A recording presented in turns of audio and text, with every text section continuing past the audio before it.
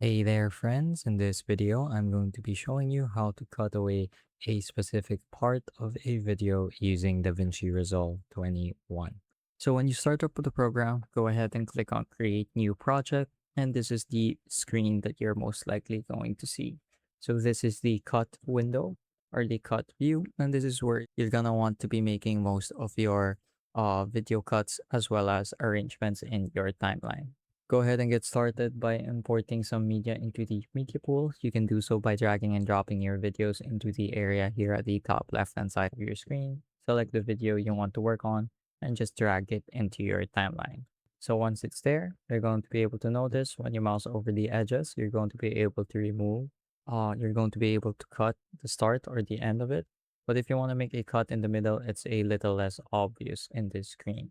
So you're gonna wanna mark where you want to start the cut in your video, move your playhead towards that position. Then you're gonna wanna click on this button right here that says split click. So this is the one that looks like a pair of scissors. Go ahead and click on that. And as you can see, it's created a cut right there. And let's say I wanna click on that again. And now as you can see, it's created a whole section in the middle that I can highlight by left clicking it, and then I can quickly remove by pressing delete.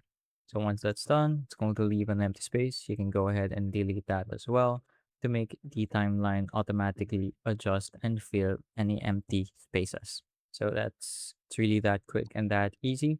You can also do the same thing here from the edit view.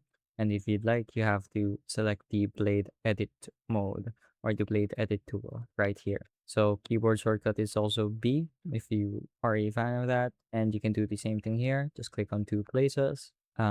Just click on two places where you'd like to make your cut, and then select the portion you want to delete, and then just hit delete on your keyboard.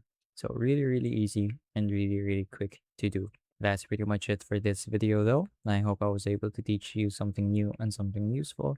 And as always, thank you for watching.